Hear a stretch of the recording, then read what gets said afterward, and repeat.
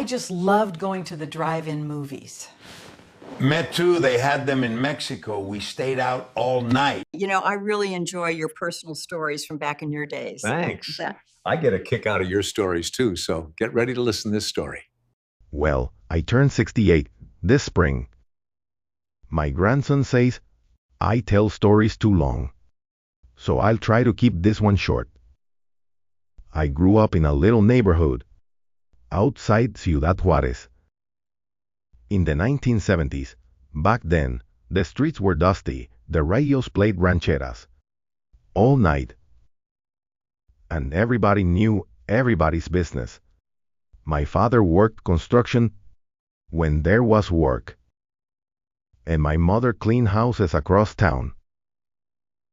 We were poor, but in those days, poor didn't feel unusual. It just felt normal. By the time I was 17, I thought I was already a man. I quit school, started drinking too much, and ran around with older guys who liked easy money. At first, it was small things, selling stolen car parts, carrying packages I knew better than to ask about. I told myself I was helping my family. One hot August night in 1983, the police stopped our car near the border. They found drugs hidden under the seats. I still remember my mother crying in the courtroom.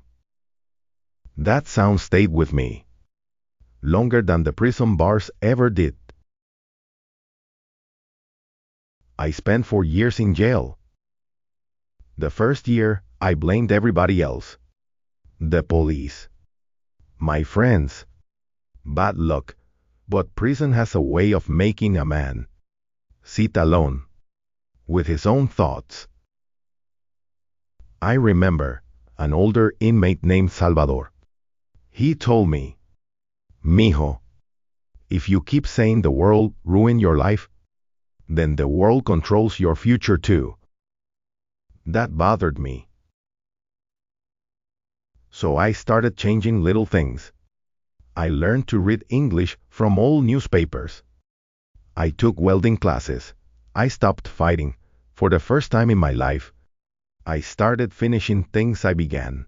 When I got out, nobody wanted to hire an ex-convict. I did not blame them. But one mechanic gave me a chance, sweeping floors at his shop. I worked harder than anybody there. 10 years later, I owned the place. Today, that shop, my shop, employs 12 people, including 2 young men, recently out of prison. Every Friday, I buy lunch for the crew. Sometimes, I catch those boys looking nervous, like they're waiting for life to slam the door on them again. So I tell them what Salvador told me. Your mistakes may shape you, but they do not have to finish you.